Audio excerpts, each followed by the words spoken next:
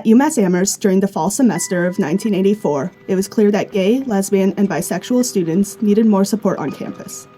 There were a series of events which demonstrated to the administration that LGBT students were subjected to harassment and not provided student services sensitive to their specific needs. Specifically, they organized a heterosexuals fight back march, held counter demonstrations at LGBT rallies, and put up posters saying things such as "Finals Week is Hang a Homo Week" and "Stop AIDS." The Student Government Association also decided to revoke funding for gay and lesbian programming and entertained a motion to ban future funding for any student group which focused on sexual preference. This set the tone for the semester. While administrators were meeting to discuss the seriousness of these issues, 200 gay, lesbian, and bisexual students and other concerned members of the community massed in front of Whitmore and presented a list of demands to the administration. Basically said, we as gay, lesbian, bisexual students don't feel safe here. We feel discriminated against. We feel harassed. We don't feel like there's anywhere we can go where we feel like we will get help. We don't trust that the people who help us won't re-victimize us because of their own homophobia. I think this caught the administration somewhat by surprise, but they moved to do some things immediately and additionally decided that they needed to study the problem. A half-time human relations planner and advocate was hired to coordinate the collection of data and to make a report analyzing the data and recommending university action. This staff person, Felice Esquel, was assisted by the existing Sexual Orientation Services Committee, also known as the SOS Committee, coordinated by the Office of Human Relations, the Student Affairs Research and Evaluation Office, also known as the CEREO, 2 part-time student employees, and an advisory group of university staff. As a 10-page questionnaire, it was handed out at various campus events and agencies. The same questions were placed in the Collegian as a 1-page advertisement.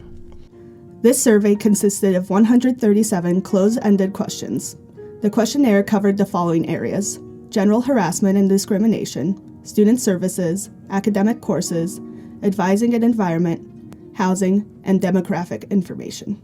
Furthermore, on March 27, 1985, CEREO conducted Project Pulse, a telephone survey to measure student perceptions of prejudice and negative student attitudes towards lesbian and gay students. The Pulse survey contained 41 questions, only one of which were open-ended. Staff in residence halls also completed a survey designed to evaluate the perception of the level of anti-gay/lesbian incidents in housing, the adequacy of their training in responding to those incidents, and which agencies provided support in dealing with incidents. This 13-question survey consisted of 11 yes or no questions and 2 open-ended items. At the end, there were overall 15 recommendations. The first and most important recommendation was to create an Office of Lesbian, Gay, and Bisexual Concerns.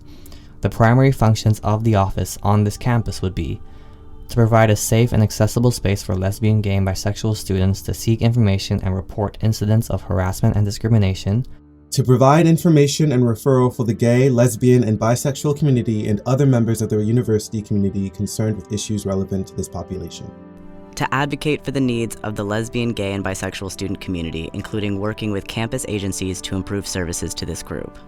A direct quote from the end of the report stated, "The problems identified in this report must be addressed. The campus task is to find creative solutions. The institution's work in this area is critical.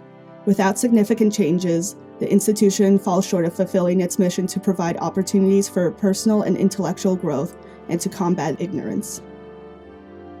Through all this research, which at the time was some of the most extensive on this issue to exist, in 1985, the administration decided to approve a 2-year trial for the program, initially titled the Program for Gay, Lesbian, Bisexual Concerns.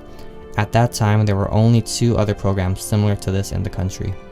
After the 2-year pilot basis, it was so successful that they decided to keep the center permanently and officially named it a Lesbian, Bisexual, Gay Educational Resource Center.